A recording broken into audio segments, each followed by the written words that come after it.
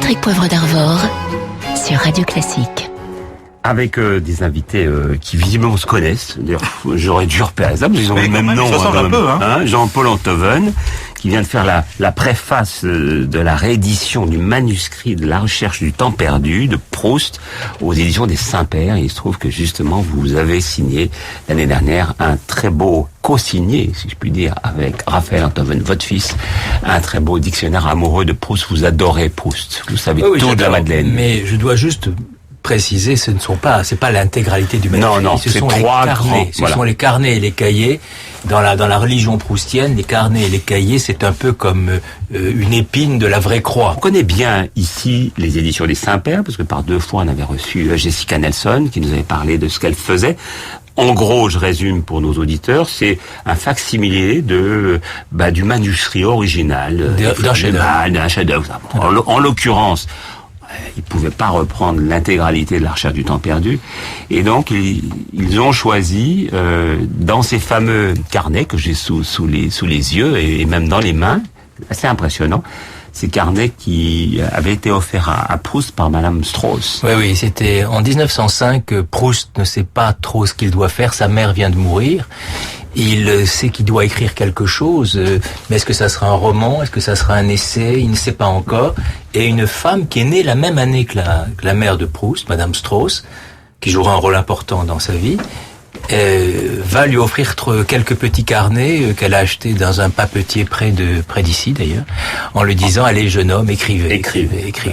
Que n'avait-elle pas dit? Et voilà. Et donc il va faire des pilotis, il va tâtonner, et puis c'est dans ces carnets qu'il y a surtout ce morceau de bravoure, c'est la naissance de la Madeleine. Alors expliquez-nous, parce que les choses sont pas si claires, mais heureusement grâce aux archéologues de la pensée proustienne que vous êtes tous les deux, d'ailleurs vous nous avez un peu mieux éclairé. Au départ, ça démarre sur du pain grillé, ça devient de la biscotte et ça se termine par de la madeleine. Oui, mais tout ça est assez clair.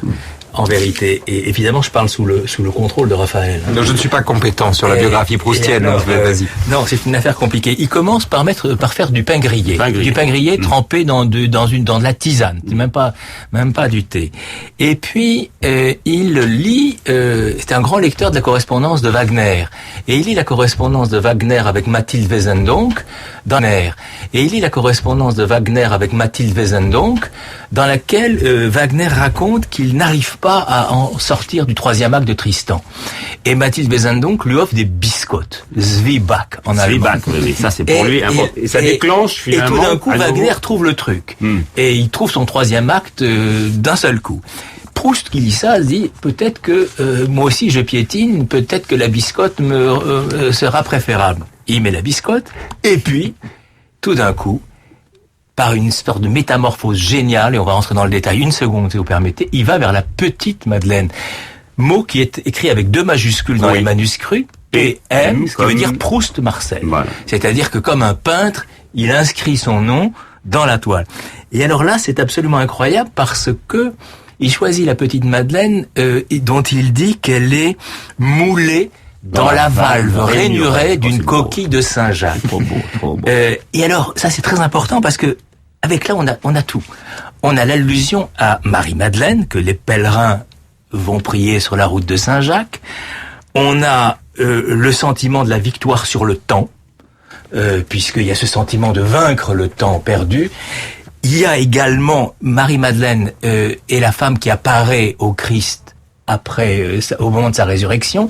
Donc on a tous les éléments de l'Eucharistie proustienne. Alors si vous saviez pas ce qu'est un proustologue, vous savez maintenant. Je suis désolé d'avoir été un peu triste. Alors c'est passionnant. Non, mais il faut juste dire qu'en gros, ces petites miettes mêlées au thé lui rappellent ce qu'il avait vécu enfant chez sa tante, et où il y avait de la verveine de temps en temps et du thé. Je veux juste vous dire une chose, il y a une espèce de persécution de Proust par la Madeleine, parce que l'autre jour, j'avais découvert que quand il a remis son manuscrit à Bernard Grasset, son premier lecteur, s'appelle Jacques Madeleine.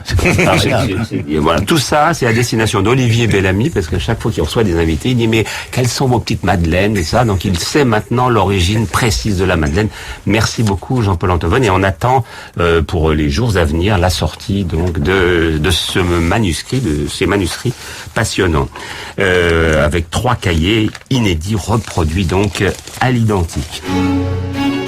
Patrick Poivre d'Arvor sur Radio Classique.